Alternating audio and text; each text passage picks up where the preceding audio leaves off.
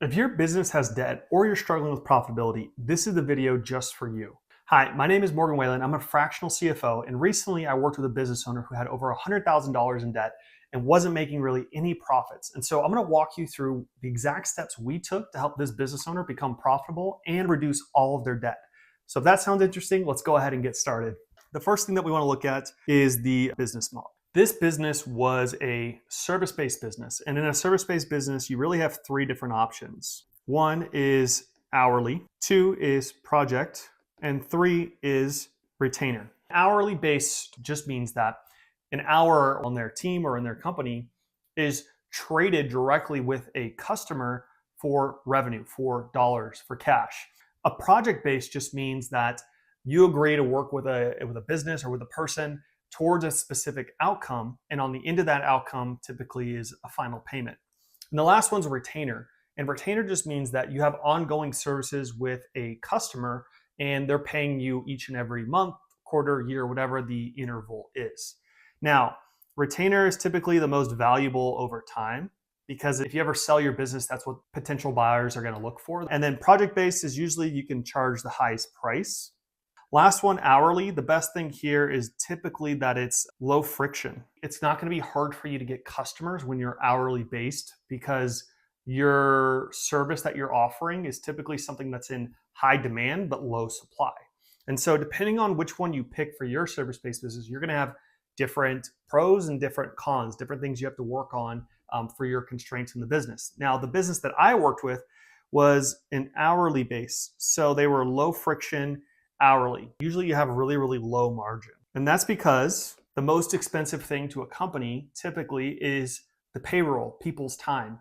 And so if you're spending, let's just call it for easy math, $50 an hour for this person and you're able to charge $100, again, you just lost $50 right off the bat for the person. That's not including any of the training of the person. That's not including any of the tools that they're going to use that you're going to have to supply.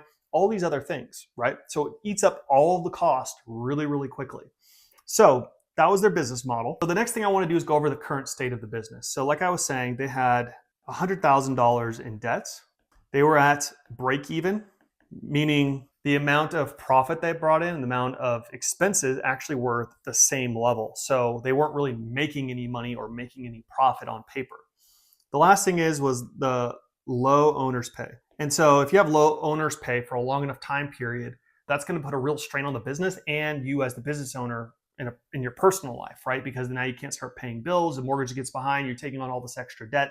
And so we wanted to fix these three things, right? We wanted to become profitable, we wanted to pay off debt, we wanted to increase the owner's pay. That was those outcomes that we were looking to solve here. And so really the thing that we wanted to solve for is profitability. If you had profits in the business, now you have extra cash to pay down debt. Now you have extra cash to pay the owner more. So that was the big thing that we were looking at. And there's really two main ways that you can get out of debt. One is to grow your way out of debt, and two is to cut your way out of debt. And so there's pros and cons to each. To grow your way out of debt usually will take a little bit longer time and it requires cash or some type of investment. Now, there are ways to get around that, right? One is just to do simple price increase. That's an easy way to increase the growth or the top line. The other one is to sell into your existing audience. Why? Because it's way easier to sell to your existing clients or customers than it is to try to get more new customers. So those are the methods around the growth style that if you want quick wins, that's where you would go look. On the cut side, the hard part is that you already have a team, you've already built relationships typically as the owner. So it's really, really hard to then cut people's time or fire them completely because you're just overspending on your labor. So that's really, really difficult to overcome. And the second thing is what I call business lifestyle inflation. So just like in your personal life, as the business grows, typically as the owner, you start delegating things to other people and getting these nice software tools to help you with these tasks that you don't like to do anymore. But each one of those costs dollars. And so when you do that, it's going to eat away at your margin. And so getting rid of that and taking a lifestyle cut as a business is typically really, really hard to stomach. Now, the good thing about the cut is when you cut something, it's an instant result that you can see. Once you stop paying for it, it's gone, and the next week, the next month, you'll start seeing those results. So typically it's a lot quicker than it is on the growth side. So that's the positives of the cut method over the growth. And if you're looking for more personalized support in your business, we've recently released a tool called the Profit Finder tool. And it takes our experiences of working with small business owners and it allows you to get a personalized report tailored to your business. So if you're looking for how do I apply this to me, go to the link down below in the video description, fill out the information, get your free report, and you can utilize those suggestions to help increase the profits of your business. So what did we do with the business that we had? We did a combination of both. We tried to look for growth and we tried to look for expenses that we could cut and or efficiencies that we could gain. So the first thing is when you're a service-based business, obviously your payroll is your most expensive thing. And so we want to look for ways to get more efficient or get more with less when possible, or to save, really, because it's the biggest thing to look at. And so one of the first things we did was, how can we go and find lower cost labor? Now, when you're looking for lower cost labor, there's really three ways that you can do this. One is going to be college grads. Why? Because they're in their entry-level job. They're more willing to accept a lower pay because they're like, hey, I'm just learning it. And then later I'm going to get paid even more, right? As I stack experience. Two is elderly, because typically they're in their later years. They're not looking for a lot of cash. They're just looking typically something to help support their lifestyle. And three is offshoring. So you can find very talented individuals in other countries. In fact, the United States is the most expensive country to hire labor in. So if you look for something outside of that, again, it's dependent on your model. If it's not an in-person thing, then you can do this. If not, then you're kind of stuck with what you got. We picked the college grad way to lower the cost of labor for the business owner.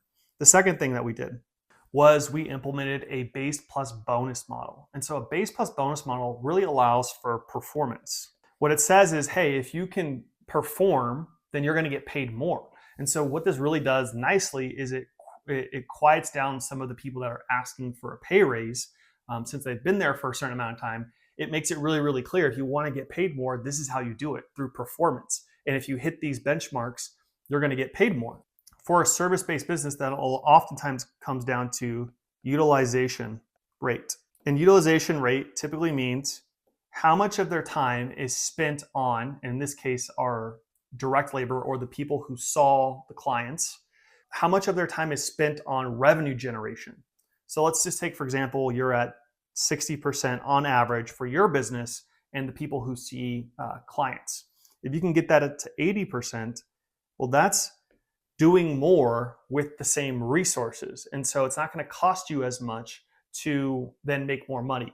Now, this is based on a salary type model. If you're hourly, then utilization rate really doesn't matter as much because you're paying them per hour that they are directly generating revenue for you typically. So this comes in more for a salary-based model. If you have that, you can put the bonuses at like, all right, well, if you hit 75%, we'll give you this bonus. If you hit 80% utilization, we'll hit you this bonus. If you hit, you get the idea. But you put bonuses around those higher levels of utilization. So then that way you don't have to hire more people. You use your same team to be able to do more. And so that was the second thing that we implemented, base plus bonus. The third thing was really around optimizing time. Now, if you're in a business where you see people one-to-one and you need or require a room, well, then there's only so many slots that are available to you, right? And once those are full, that's it. And so you only have so many rooms and then so many slots for that room. And say if you're open 12 hours, you have 12 slots for that room for that day. You really want to try to stack as many as you can back to back to back, because then there's more utilization of the asset. And so this is another way, if you optimize your time and rearrange schedules to try to see 4 or 5 clients at a time, well, that will make your utilization rate go up and you're not going to need more space to do the same job. So again, it keeps your assets lower. And an extra bonus, we didn't do it with this client in particular, but let's say you're open 5 days a week. If you're open 5 days a week and let's call it 12 hours a day, you would have 60 hours that people would be able to come in. Now, if you are already at max capacity, instead of going to a new office location with more space, another thing you could do is just go from 5 days a week to 7 days a week. And you can go from 60 hours down to 84 hours. And so that's an increase of 40%. without having to buy more assets or buy more room in this example. So there may be assets that you have because you're paying for rent 7 days a week, but are you using your office 7 days a week? So you may have assets that you have, you're just underutilizing. And so if you can utilize them to their max capacity, you're going to be more efficient, which means more profit down to your bottom line. Number 4, we set up a cadence for their financials to review them. We did it once a month. And the important part here is that you set up a cadence because when you start looking line item by line item on a report every single month, your eye is going to be trained really quickly to know, okay, do we actually need that expense or do we not need that expense? Is our revenue growing or is it not growing? There's so many different ways that you can look at the numbers that can tell you, is your company moving in the right direction? Is your company moving towards your quarterly goals, your annual goals that you have set for yourself? I see a lot of business owners skimp on this because they're not willing to take the time to look at the reports to see what's going on in their business. But usually what happens is there's waste that ends up seeping into the company because they aren't constantly monitoring what is being spent and where the money is going or where it's being utilized. You always want to look for ways to maximize your return on investment. And so if a certain amount of dollar spend is going to a thing and it's not producing the way that you thought it should, then you may need to redirect those funds. But if you're not keeping an eye on it, you could just be spending money there for a long time. I'll give you an example. So I worked for a company, and when I was there, they told me, hey, we transitioned from, one person doing this job to another person doing this job. And it was in their marketing department. And I was like, oh, okay, cool. Little did we know the person that left the last job was still spending ad money, but the new person didn't know that they were spending ad money. So there was a lot of money that was going out for weeks without them realizing that ad spend was going, but no one was home watching it. So again, regardless if people transition or not, if you're constantly looking at all the expenses, those things won't happen to your business and you don't have these runaway expenses or these wasteful things that aren't really actually being used in your company. So number 5 was to start cross-selling more. Now, this business already had other things besides the main service that they offered, but they just weren't asking as many times to the clients when they came in. So it became much more of a point when every time that they came in or when they first called to say, hey, do you also need this? Do you also need that? We also offer these additional services. If you think about it from like a marketing perspective, you want to keep it as like a single offer typically coming into a business.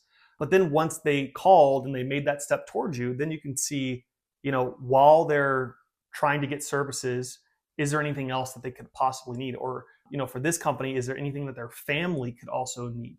And so you can bring in more people from one call and offer more services. So that one was a really big one to continually to push that and to offer that to everyone who was calling in to that business. Number 6 is about controlling indirect labor and operational expenses in the business. So because so much of their money is spent on the cost to deliver, there wasn't that much left over to be spent on everything else within inside the business. And so those costs are a lot more flexible and can be controlled a lot more than rather hey, we need you to see this client and they get paid, right?